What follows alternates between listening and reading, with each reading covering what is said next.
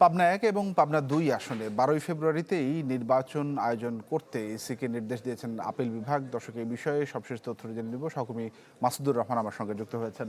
মাসুদ।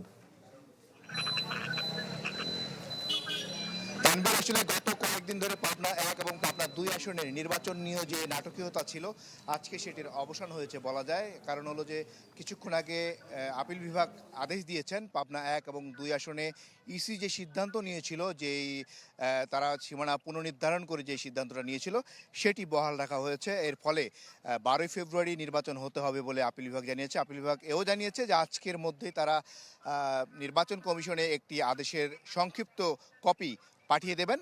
এবং আজকের আদেশে বলা হয়েছে যে পাবনার ১ আসন থেকে বেড়া উপজেলা ৪টি ইউনিয়ন এবং পৌরসভা বাদ দিয়ে পাবনা ২ আসনের সঙ্গে জুড়ে দেওয়া সংক্রান্ত নির্বাচন কমিশন যে সিদ্ধান্ত নিয়েছিল সেই সিদ্ধান্তটি বহাল থাকবে। এর ফলে আগামী ১২ ফেব্রুয়ারি যে নির্বাচন পাবনা ১ এবং ২ আসনে এবং জাতীয় নির্বাচনের দিন, ওই দিন এই দুটি আসনে নির্বাচন করতে আর কোনো বাধা রইল না। বিজলি কেবলসের স্ক্রিন কোটেড ইনসুলেশন আগুন প্রতিরোধী। বিজলি কেবলস, নিরাপদ আজীবন।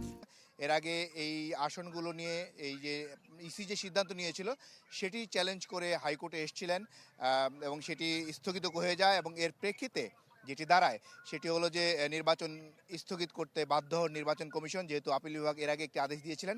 কিন্তু এরপর আরেকটি আবেদন নিয়ে একজন প্রার্থী নাজিব মোমেন তিনি গিয়েছিলেন আপিল বিভাগে। সেটির গত পরশু এটির শুনানির জন্য নির্ধারণ করা হয়েছে, আজকে শুনানির জন্য নির্ধারণ করা হয়েছিল।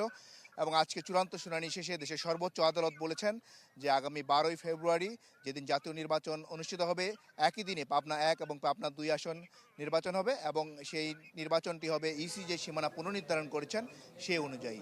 জি মাসুদ, ধন্যবাদ আপনাকে।